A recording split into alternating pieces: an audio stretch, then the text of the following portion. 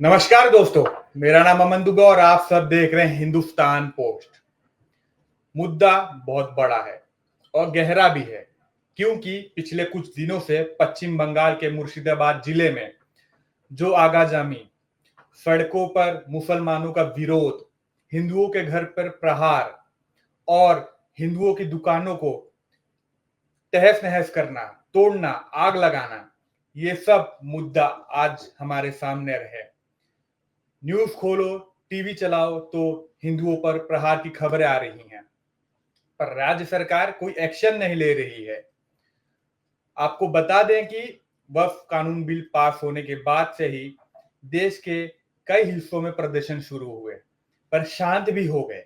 लेकिन पश्चिम बंगाल एक ऐसा राज्य है जहां प्रदर्शन शांत नहीं हुआ, जबकि बढ़ता चला गया।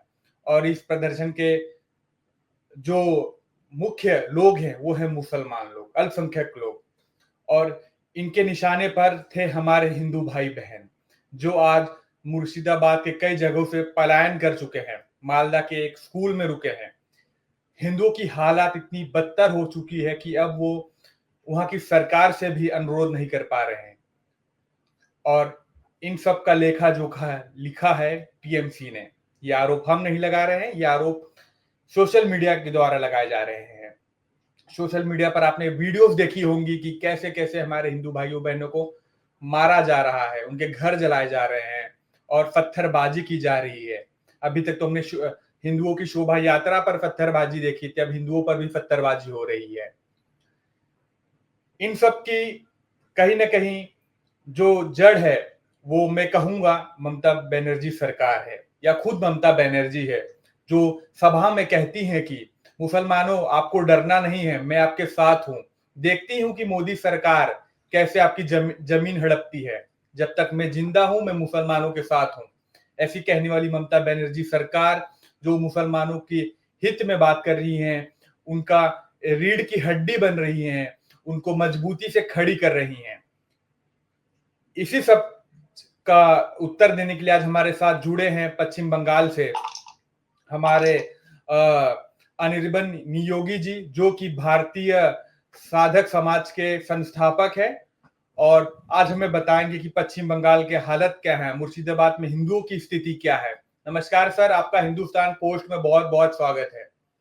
नमस्कार जी, आपको भी नमस्कार, सबको नमस्कार। सर, शुरू करने से पहले एक यही चीज पूछूंगा कि पश्चिम बंगाल में हालात कैसे हैं? अभी तो दयनीय है। दयनीय इस तरह से कि मुर्शिदाबाद में 4 जगह पे झमेला दंगा हुआ था, आप जानते हैं। और विशेष करके शमशेरगंज में, वहाँ पे तो इतना अत्याचार हुआ कि लोगों को नदी पार करके उस पार चला जाना पड़ा। और किस तरह का अत्याचार हुआ वो आपने बताया है ऐसे। और वो लोग उस पार पे जो मालदा जिला है, वहाँ पे वो स्कूल में रहने के लिए बाध्य हो रहे, तो उनका घर यहाँ पे पड़ा हुआ है खाली। और जी वहीं पे नहीं रुक रहे, वहीं पे नहीं रुक रहे। तो वो तो मुर्शिदाबाद में 4 जगह पे हुआ, ये सबको खबर है। लेकिन ये जो झमेला, ये एक हुगली जिला है जो साउथ बंगाल में है। वहाँ पे जी चापदानी भी एक जगह है, वहाँ पे भी रास्ता रोक के बहुत बड़ा वो झमेला किया गया था। और फिर परसों एक और किया गया 24 परगना में। उसका तरीका अलग था। एक संगठन है आईएसएफ, इंडियन सेकुलर फ्रंट, सुनने में तो सेकुलर है हाँ लेकिन एकदम मुस्लिमों का संगठन है। तो उन्होंने एकदम हाँ। पुलिस के ऊपर मारपीट, दंगा, लाठीचार्ज ऐसा किया, समाज के साधारण लोगों के ऊपर तो नहीं किया। तो इसलिए बड़ा अजीब स्थिति है। पुलिस कहाँ है, पुलिस का क्या भूमिका है, किस लिए पुलिस है, पॉलिटिकल कोई कदम दिखाई नहीं दे रहा है। बड़ा अजीब स्थिति है। नियोगी जी, ये बताइए, पश्चिम बंगाल की मुख्यमंत्री हिंदू यानी ममता बनर्जी, और हिंदुओं के प्रति इतनी नफरत और मुसलमानों के प्रति यानी अल्पसंख्यक लोगों के प्रति इतना प्रेम क्यों उभर रहा है इनका? ये इलेक्शन कार्ड की राजनीति तो नहीं खेल रही हैं? ये बहुत अच्छा प्रश्न आपने पूछा है। इसका जवाब देना बड़ा मुश्किल है। मुश्किल इसलिए कि वो तो ममता जी खुद जानती है वो क्या है। लेकिन क्या है कि बंगाल में ये राजनीति आज से नहीं हो रहा है। सबसे पहले हाँ, कांग्रेस थे, वो भी वो माइनॉरिटी कार्ड खेले थे। जी उसके बाद जो कम्युनिस्ट आए थे वो भी माइनॉरिटी कार्ड खेले थे। और ये भी माइनॉरिटी कार्ड खेल रही है। अब ये इनका क्या माइनॉरिटी कार्ड केवल इलेक्शन के लिए है, या ये चाहती है कि ये बांग्ला माने पश्चिम बंगाल या उसका मुर्शिदाबाद बांग्लादेश जैसा स्थिति में चला जाए? तो ये समझना बड़ा कठिन हो रहा है हम लोगों के लिए। जी। मुझे ये बताइए, मुर्शिदाबाद के साथ ही कई जगहों से हिंदू पलायन कर रहे हैं जो मालदा के स्कूल में जा रहे हैं। हिंदुओं की स्थिति कैसी है? उनको कैसे रखा जा रहा है? उनके खाने पीने की व्यवस्था वगैरह ये सब कैसे चल रहा है मालदा में? क्या स्थिति है अभी देखिए हिंदुओं रखा की? और जो हिंदू जी मुर्शिदाबाद में रुके हैं उनकी क्या स्थिति है? जी तो स्थिति तो ये है जी, जो मालदा में गए हैं एक स्कूल में रुक रहे हैं, तो एक स्कूल में अगर पूरा जी 500 संख्या रुकेगी तो क्या हालत है वो आप सोच सकते हैं। खाना पीना दिया जा रहा है, लेकिन किसी को अगर अपना घर छोड़ के वहां जाना पड़े तो काम धाम क्या करेगा, वो नौकरी क्या करेगा, स्कूल में कैसे जाएगा, वो खेती क्या करेगा, ये तो समझना पड़ेगा। और साथ साथ देखिए सुनाई दे रहा है अरेस्ट हुआ, 190 अरेस्ट हुआ। अब हिंदू की मुस्लिम हम लोग को खबर नहीं है, लेकिन एक बात जी बताइए कि वो जो अरेस्ट हुआ उसके बाद क्या होता है, क्योंकि 3 का हत्या हो गया, उसके बाद इतना घर तोड़ा गया, पैसा लूटा गया, सोना लूटा गया, उसके बाद वो अरेस्ट होंगे, अरेस्ट के बाद कुछ दिन बाद छूट जाएंगे, तो फिर अंत तक फिर इसका माने समाधान क्या है, ये हम लोगों को समझ में नहीं आ रहा। जी सोशल मीडिया से लेकर देश के कई लोग आवाज उठा रहे हैं कि पश्चिम बंगाल में अब राष्ट्रपति शासन लागू होना चाहिए। तो इसको कैसे देखते हैं आप? अगर राष्ट्रपति शासन लागू होता भी है तो क्या हालात सुधरेंगे? क्योंकि केंद्र ने अभी अपनी केंद्रीय सुरक्षा बल तो तैनात किए हैं मुर्शिदाबाद में और मालदा में, 24 परगना में, पर फिर भी हालात कहीं ना कहीं उतने सुधर नहीं पा रहे हैं जितने केंद्रीय बल आने के बाद सुधरने चाहिए थे। हिंदुओं तब भी पलायन कर रहे हैं और हिंदुओं पे तब भी अत्याचार हो रहे हैं, पथराव हो रहे हैं, उनके घर को उजाड़ा जा रहा है, उनके घर में लूटपाट की घटनाएं हो रही हैं, उनकी माताओं बहनों के साथ गलत काम हो रहे हैं। तो क्या राष्ट्रपति शासन लगने के बाद इतने सब गलत काम और ये जो षड्यंत्र ममता बनर्जी सरकार लगा रही है रुक सकते हैं? एकदम रुक सकते हैं, राष्ट्रपति शासन के लगाने के बाद जरूर रुक सकते हैं। और आप जो बोल रहे हैं ना बीएसएफ आने के बाद भी दिखाई नहीं दे रहा है, उसका कारण है ऊपर से ऐसा आदेश रहता है कि आप लाठी चार्ज करो, गोली मत चलाओ। आपको हिम्मत साहस दिखाना पड़ेगा, और राष्ट्रपति जी शासन के बाद जरूर रुकेगी। हाँ 2021 में इलेक्शन के बाद बहुत अत्याचार हुआ था, और इस बार तो भगवान के आशीर्वाद से कुछ सामने आया, उस बार तो सामने भी नहीं आया था, ऐसा अत्याचार हुआ जी था। बस राष्ट्रपति शासन का बात चला था, बात खत्म। जी अच्छा, जब आपने प्रधानमंत्री मोदी की बात छेड़ी दी है तो एक सवाल मैं आपसे पूछना चाहूंगा।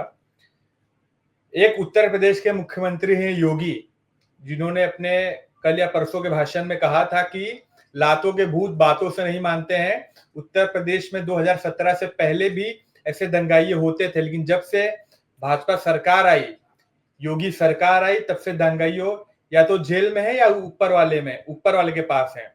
तो मैं आपसे जी पूछना चाहूंगा कि क्या पश्चिम बंगाल में भविष्य में कभी योगी मॉडल या खुद भाजपा अगर जीत के आती है, योगी को मुख्यमंत्री बनाया जाता है, तो कैसे होंगे हालात पश्चिम बंगाल के? बहुत सुंदर प्रश्न आपका। देखिए योगी मॉडल खाली यूपी के लिए नहीं है, योगी मॉडल समाधान बंगाल के लिए है, जी योगी मॉडल समाधान केरल के लिए है, योगी मॉडल समाधान कश्मीर के लिए है, योगी जी मॉडल समाधान अफगानिस्तान के लिए है, योगी जी मॉडल समाधान ईरान के लिए है। क्यों? हम्म क्योंकि हम लोग इस बात को इग्नोर कर जाते हैं कि ये सब ये लोग करते हैं कि एक विशेष किताब को मानते हुए, और इस जी विशेष किताब के जो आयतें हैं उसको समझना चाहिए, उसको कोई समझना नहीं चाहते। हम लोग को याद भी नहीं है, और याद है तो बोलते नहीं है, और बोलने से गला काटा जाता है। उसको जब जी समझ जाएंगे तो वो जड़ है, उसको समझना पड़ेगा। हम लोग उसको समझे बिना सोचते किसी ने दंगा किया, किसी ने कर दिया, इधर से हो गया। वो रूट कहाँ है, जड़ कहाँ है, ये हम लोग को समझना पड़ेगा, और उसका समाधान योगी मॉडल ही है। जी पश्चिम बंगाल की मुख्यमंत्री तो ममता बनर्जी हैं। उनके जो बोल होते हैं वो मुसलमानों के हित में होते हैं। ये एक तो खुला लोग देख रहे हैं, सोशल मीडिया में देख रहे हैं। वो एक और बयान देती हैं कि जो दंगाइये हैं वो शांति के दूत हैं। अगर मैं कहूं तो कोई दंगाई अगर शांति का दूत है तो सबको दंगाई, हिंदू भी अपना बंदूक तलवार लाठी डंडा उठा ले तो भी शांति के दूत होंगे। जबकि हमारे हिंदुओं में ये सिखाया जाता है कि शांति से रहिए, भाईचारा के साथ रहिए, मेल जोल करके रहिए। लेकिन ममता के जो शांति दूत हैं वो दंगाई हैं जो उपद्रव मचा रहे हैं। तो ममता के बड़े बोलेपन पर आप क्या कहना चाहेंगे? देखिए, एक छोटी सी बात है, ये इस बार का रामनवमी पे बहुत काफी बड़े संख्या में जुलूस निकाला गया बंगाल में। माने कलकत्ता शहर में शोभा यात्रा ऑफिशियल निकाली 60 जुलूस, जी शोभा यात्रा, ठीक है। हाँ, तो कलकत्ता शहर में ऑफिशियली 60, अनऑफिशियली हावड़ा शहर में 20 से ज्यादा। तो कोर्ट का भी आदेश था और पुलिस का भी वो था कि अब जुलूस तो अब शोभा यात्रा तो निकालिए, लेकिन शस्त्र मत रखिए। तो नहीं रखे हिंदू, लेकिन उनका जब ताजिया निकलता है तो हमेशा शस्त्र हाथ में रहता है। और हमारे हाथ में शस्त्र नहीं रहने के कारण से मुर्शिदाबाद में आए, लूटे, मारे, काटे और चले गए। सबसे बड़ी पुलिस भाग गए। पुलिस जब भाग जाएंगे तो फिर समाज क्या करेगी? सोचने की बात। हमारे हाथ में शस्त्र नहीं है, लेकिन जो दंगाई है उनके हाथ में शस्त्र है। उसको पकड़ने का कोई मानसिकता नहीं है। वो अपनी उपासना स्थल में उसको रखते हैं, उस जाति उसको पकड़ते नहीं है। और अभी तो ये अल्पसंख्यक क्या बोलेगी, जो दंगाइयों का लोग है, ये लोग सरकार चला रहे। एक सिद्दीकुल्ला चौधरी मंत्री है, तो वो अभी एक कलकत्ता में वो बने उन लोगों का जुलूस निकाला था। बोला था हम लोग जब चाहेंगे कि बंगाल को, कलकत्ता को रोक देंगे। तो ये मंत्री जी, बोल रहे, एक मंत्री बोल रहा है, मैंने अलग अलग मंत्री का अलग अलग स्टेटमेंट। तो ममता तो जी, क्या कर रही समझ में आ रहे। तो ऊपर से भी तो थोड़ा सा पाबंदी होना चाहिए, ऊपर से भी तो कुछ कदम दिखाई देना चाहिए कि खाली जी, जी। खाली स्टेटमेंट से हम लोग खुश होने वाले नहीं है, कदम देखना चाहते हैं। जो दंगे मुर्शिदाबाद में हो रहे हैं, जो हिंदुओं के घर जलाए जा रहे हैं, जो सड़कें पर पथराव हो रहे हैं, तो हमें ये बताइए अनिर्बन नियोगी जी कि इसके पीछे जिला प्रशासन और पुलिस का हाथ तो नहीं है? मतलब वो अपने जो उनका लॉ होता है, जो उनको कार्य दिए जाते हैं, उसमें कितनी खामियां हैं उनके, जो पुलिस वगैरह कंट्रोल नहीं कर पा रही है।